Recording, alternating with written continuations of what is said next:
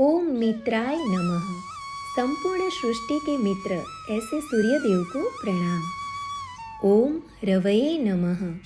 जगत को प्रकाशित करने वाले सूर्यदेव को प्रणाम। ओम सूर्याय नमः। ज्ञान और चेतना के प्रतीक ऐसे सूर्यदेव को प्रणाम। ओम भानवे नमः। परम तेजस्वी सूर्यदेव को प्रणाम। ओम खगाय नमः। आकाश में निरंतर गतिशील ऐसे सूर्यदेव को प्रणाम। ओम पुष्णे नमः। जीव सृष्टि का पोषण करने वाले सूर्यदेव को प्रणाम। ओम हिरण्यगर्भाय नमः। स्वर्ण गर्भ वाले सूर्यदेव को प्रणाम। ओम मरीचये नमः। जीवनदायी किरणों के स्वामी ऐसे सूर्यदेव को प्रणाम। ओम आदित्याय नमः। अदिति पुत्र सूर्यदेव को प्रणाम।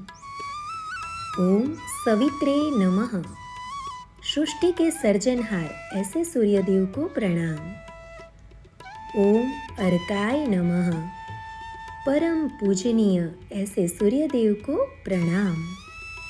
ओम भास्कराय नमः। ब्रह्मांड में प्रकाश को फैलाने वाले सूर्यदेव को प्रणाम।